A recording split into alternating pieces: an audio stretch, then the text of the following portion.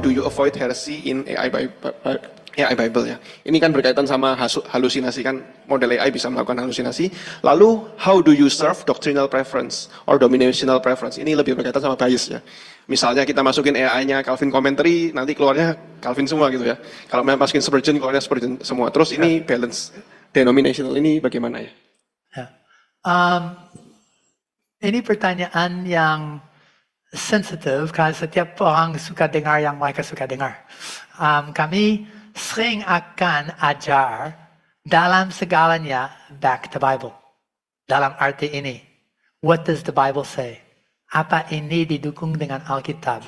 And yes, kalau saya sudah punya asumsi, saya bisa pakai AI untuk self-fulfilled prophecy, untuk bisa confirmation bias. Saya percaya dunia itu bukan bulat. Saya bisa tanya AI, 10 alasan mengapa AI tidak bulat. Itu akan memberi. Itu nama halusinasi di satu sisi, tapi confirmation bias dengan sisi yang lain. Dan itu bisa jadi masalah besar. Kalau saya mau, apa surga? Tadi apa doa ya? Aman. Apa surga? Dari just secara umum, dari pandangan Buddha, Islam, Kristen Katolik, Pentecostal, dan saya bisa tanya dengan mengspesifikasi khusus, saya hanya mau tahu apa arti surga dari pandangan Kierkegaard. Separuh benar, separuh ngawur. Karena AI tidak sepintar itu.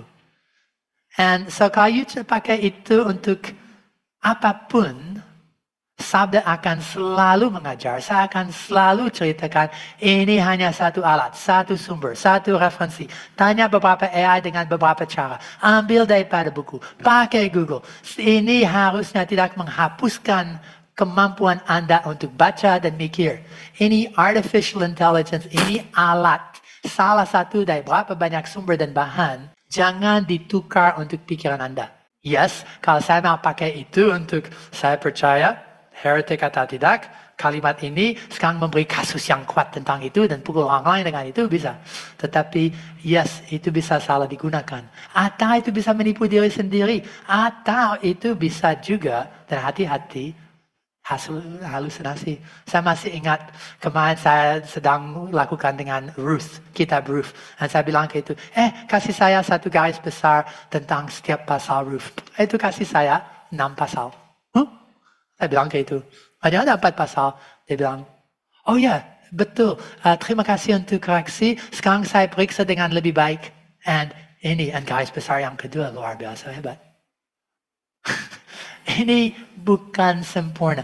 Jangan sampai mikir ini adalah suatu Tuhan atau mengtuhankan. Sudah ada cukup banyak iGods and iTunes and iPhones and and ada cukup banyak orang yang mengdewakan, something yang mengidolatrykan. Teknologi macam-macam, lebih lagi AI. Paling bahaya itu kalau saya mengelepaskan intelligenceku, discernmentku, dan hikmatku kepada AI. Dan lebih lagi, kalau ada 3 hal itu, seharusnya saya punya discernment yang cukup untuk bisa tahu yang benar dari tidak benar. Dan lebih lagi, AI hanya satu alat, satu sumber, selalu cek. Dan kalau yang aneh, go find out atau tanya orang lain. Itu alasan kami sangat nikmati waktu PA dengan AI. 4 orang PA hasilnya gabung bersama, ceritakan dan seterusnya. Dan kalau mau betul lebih ngawur lagi, coba bikin satu gambar. Berapa carinya? Ada 6 kali ini. And so on. Tulisan. And so AI is still in the early stages. And you belum lihat bukan hanya masalah besar, tapi berapa salah gunanya. Dan seakan ada orang di dunia Kristen yang salah menggunakan untuk teologi ABCD, untuk progressive Christian yang hot sekarang. Kasih saya 10 alasan mengapa progressive Christian lebih luar biasa hebat dan benar daripada bisa pilih Reform, Pentecostal, Charisma, atau yang Catholic, atau yang macam-macam variasi, dan seterusnya. Dan lebih lagi, AI is only predictive, generative. Itu tidak seperti Google yang akan panggil and recall halaman ini dengan informasi ini. It is not that kind. Itu tidak pintar untuk math, dan tidak pintar untuk kutip, dan kadang-kadang cukup pintar untuk halusinasi. Itu alasan saya bilang bahaya, scary. Orang bisa salah pakai, salah nangkap, atau salah tahu percayaannya di dalamnya. Dan saat itu sudah langkah yang dibutuhkan untuk pertanyaan. Saya bisa dapat apapun saat itu.